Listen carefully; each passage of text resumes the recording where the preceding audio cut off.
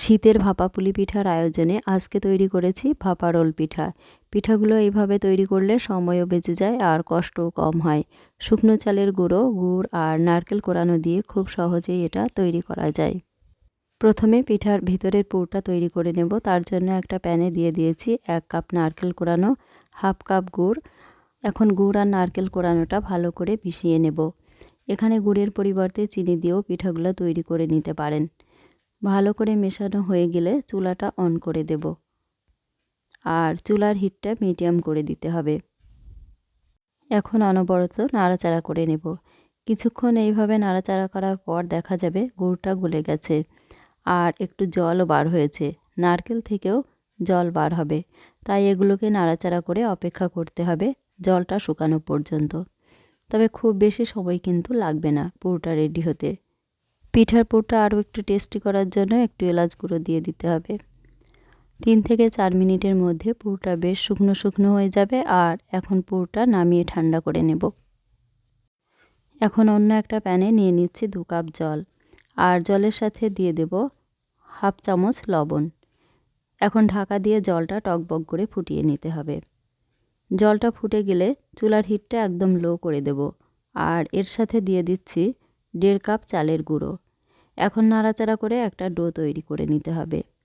আমি এখানে বাজারে যে শুকনো চালের গুঁড়োটা কিনতে পাওয়া যায় ওটাই নিয়েছি। আমি 1.5 কাপ চালের গুঁড়োর জন্য 2 কাপ জল নিয়েছি আর এই ডোটা কিন্তু পারফেক্টভাবে তৈরি হয়েছে। এগুলো একটু ভালো করে মিশিয়ে নিতে হবে আর মেশানো হয়ে গেলে চুলাটা বন্ধ করে দিতে হবে। তারপর এটা ঢাকা দিয়ে 10 মিনিট রেখে দেব। 10 মিনিট পরে ডোটা ভালো করে হাত দিয়ে মথে নিতে হবে। একটু গরম থাকা অবস্থায় মথে নিতে হবে। ডোটা একটু সময় নিয়ে ভালো করে মথে নিলে পিঠাগুলো খুব সুন্দর হবে, ফেটে যাবে না।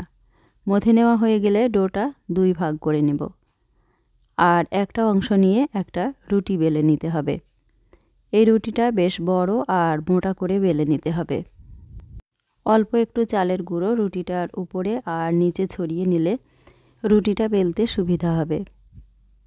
রুটিটা আপনারা চাইলে লম্বা করেও বেলে নিতে পারেন, আবার গোল করেও বেলে নিতে পারেন। যে কোনোভাবে রুটিটা বেলে নিলেই হবে। রুটি বেলা হয়ে গেলে আপনাদের রুটির থিকনেসটা দেখিয়ে দেব। আমার রুটিটা বেলে নেওয়া হয়ে গেছে। দেখতেই পাচ্ছেন রুটির একটু মোটা করে বেলে নিয়েছি, তবে খুব বেশি ভারী বা মোটা নয়। এখন রুটির চারিদিকটা কেটে চৌকো শেপ দিয়ে দেব। এখন যে পুরটা রেডি করে রেখেছি ওটা রুটির উপর দিয়ে দেব। রুটির উপর নারকেল গুড়ের পুরটা সমান করে ছড়িয়ে দিতে হবে। রোলটা তৈরি করে নিয়ে 2 প্রান্ত কেটে নিতেও পারেন। পুরের পরিমাণটা একটু বেশি করেই দিয়েছি, এতে করে খেতে বেশি ভালো লাগে। তবে আপনারা চাইলে একটু কম করেও দিতে পারেন। এরপর হালকা হাতে প্রেস করে পুরটাকে রুটির মধ্যে সেট করে নিতে হবে।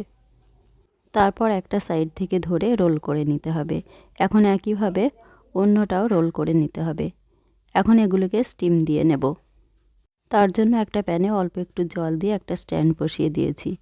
এরপর রোলের প্লেটটা বসিয়ে দিয়ে মিনিট 10 স্টিম দিয়ে নিলেই পিঠাগুলো রেডি হয়ে যাবে।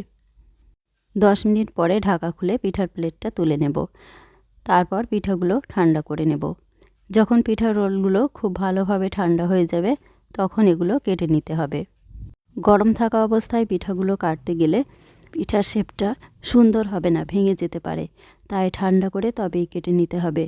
আর কেটে নেওয়ার পর পিঠাগুলো কতটা সুন্দর লাগছে দেখুন। শুকনো চালের গুঁড়ো, নারকেল আর গুড় দিয়ে খুব সহজেই আর খুব কম সময়ে পিঠাগুলো বানিয়ে নিতে পারবেন। পিঠাগুলো দেখতে যেমন লোভনীয় হয়েছে, খেতেও কিন্তু খুব সুন্দর হয়েছে। শীতকাল তো চলেই এসছে, এই পিঠাটা একবার হলেও বাড়িতে বানাবেন আর খেয়ে দেখবেন কতটা মজার পিঠা। একদম ঝামেলা ছাড়াই এটা তৈরি করে নেওয়া যায়। রেসিপিটা ভালো লাগলে চ্যানেলটা সাবস্ক্রাইব করে পাশে থাকার অনুরোধ রইল।